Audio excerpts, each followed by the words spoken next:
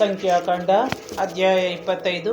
ಪೆಗೋರದಲ್ಲಿ ಇಸ್ರಾಯೇಲರು ಶಿಟ್ಟೀಮಿನಲ್ಲಿ ವಾಸ ಮಾಡುತ್ತಿದ್ದಾಗ ಮೋವಾಬ್ ಮಹಿಳೆಯರೊಡನೆ ಸಹವಾಸ ಮಾಡತೊಡಗಿದರು.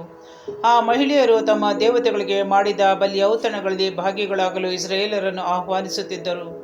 ಇವರು ಪ್ರಸಾದ ಸ್ವೀಕರಿಸಿ ಆ ದೇವತೆಗಳಿಗೆ ತಲೆಬಾಗುತ್ತಿದ್ದರು. ಹೀಗೆ ಇಸ್ರಾಯೇಲರು ಪೆಗೋರದ ಬಾಳ್ ದೇವತೆಯ ಭಕ್ತರಾದರು. ಇದರಿಂದ ಸರ್ವೇಶ್ವರ ಸ್ವಾಮಿ ಕೋಪಗೊಂಡರು.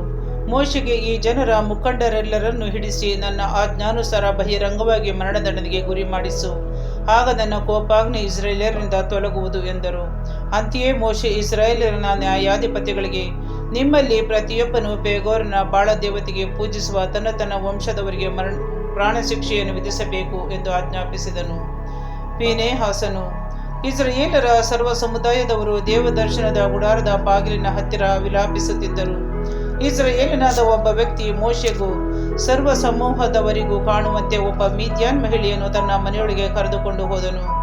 ಕೂಡಲೇ ಮಹಾಯಾಜಕ ಆರೋನನ ಮೊಮ್ಮಗನು ಹಾಗೂ ಎಲ್ಲಾಜರನ ಮಗನು ಆದ ಫೀನೆಹಾಸನು ಸಭೆಯ ನಡುವೆ ನಿಂತೆದ್ದು ಈಟಿಯನ್ನು ಕೈಗೆ ತೆಗೆದುಕೊಂಡು ಆ ಇಸ್ರಾಯೇಲ ವ್ಯಕ್ತಿಯ ಹಿಂದೆಯೇ ಹೋಗಿ ಅವನ ಒಳ ಕೋಣೆಯಲ್ಲಿ ಹೊಕ್ಕು ಅವರಿಬ್ಬರನ್ನು, ಅಂದರೆ ಆ ಇಸ್ರಾಯೇಲನನ್ನು ಮತ್ತು ಆ ಮಹಿಳೆಯನ್ನು ಒಂದೇ ಬಾರಿಗೆ ಹೊಟ್ಟೆಯಲ್ಲಿ ತಿವಿದು ಕೊಂದನು.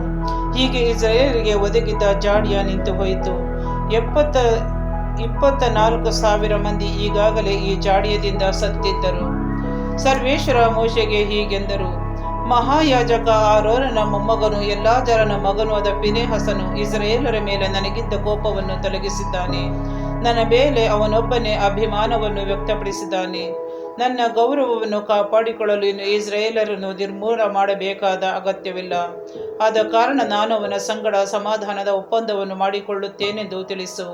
ಆ ಒಪ್ಪಂದವೇನೆಂದರೆ, ಅವನಿಗೂ ಅವನ ತರುವಾಯ ಅವನ ಸಂತತಿಯವರಿಗೂ ಯಾಜಕತ್ವವು ಶಾಶ್ವತವಾಗಿ ಇರುವುದೆಂದು ವಾಗ್ದಾನ ಮಾಡುತ್ತೇನೆ. ಅವನು ತನ್ನ ದೇವರ ಗೌರವದ ಬಗ್ಗೆ ಅಭಿಮಾನ ವ್ಯಕ್ತಪಡಿಸಿದ್ದಾನೆ. ಇಸ್ರಾಯೇಲರ ದೋಷಕ್ಕಾಗಿ ಪ್ರಾಯಶ್ಚಿತ್ತ ಮಾಡಿದ್ದಾನೆ.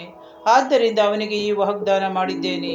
ಆ ಮಿದ್ಯಾನ್ ಮಹಿಳೆಯೊಡನೆ ಹತನಾದವನ ಹೆಸರು ಜಿಮ್ರಿ. ಅವನು ಸಿಮೆಯೋನ್ ಕುಲದವರಲ್ಲಿ ಗೋತ್ರ ನಾಯಕನಾದ ಸಾಲು ಎಂಬುವರ ಮಗ. ಹತಳಾದ ಮಿದ್ಯಾನ್ ಮಹಿಳೆಯ ಹೆಸರು ಕೊಜ್ಜಿ. ಅವಳು ಮಿದ್ಯಾನ್ಯರಲ್ಲಿ ಗೋತ್ರ ನಾಯಕರಾದ ಚೂರ್ ಎಂಬುವನ ಮಗಳು. ಆ ನಂತರ ಸರ್ವೇಶ್ವರ ಮೋಶೆಗೆ, ನೀನು ದಾಳಿ ಮಾಡಿ ಮಿದ್ಯಾನ್ಯರನ್ನು ಹಾಳು ಮಾಡು. ಅವರು ಪೆಗೋರದಲ್ಲಿ ನಡೆದ ಘಟನೆಗಳಲ್ಲೂ ತಮ್ಮ ನಾಯಕನ ಮಗಳಾದ ಕೊಜ್ಜಿ ಎಂಬ ಸ್ವಕುಲ ಸ್ತ್ರೀಯ ವಿಷಯದಲ್ಲೂ ನಿಮ್ಮನ್ನು ಮೋಸಗೊಳಿಸಿದ್ದಾರೆ, ನಿಮಗೆ ಕೇಡು ಮಾಡಿದ್ದಾರೆ ಎಂದರು. ಆ ಮಹಿಳೆ ಹತಳಾದುದು ಪೆಗೋರದ ಘಟನೆಗಳ ನಿಮಿತ್ತ ದೊಡ್ಡ ರೋಗ ಬಂದಾಗ.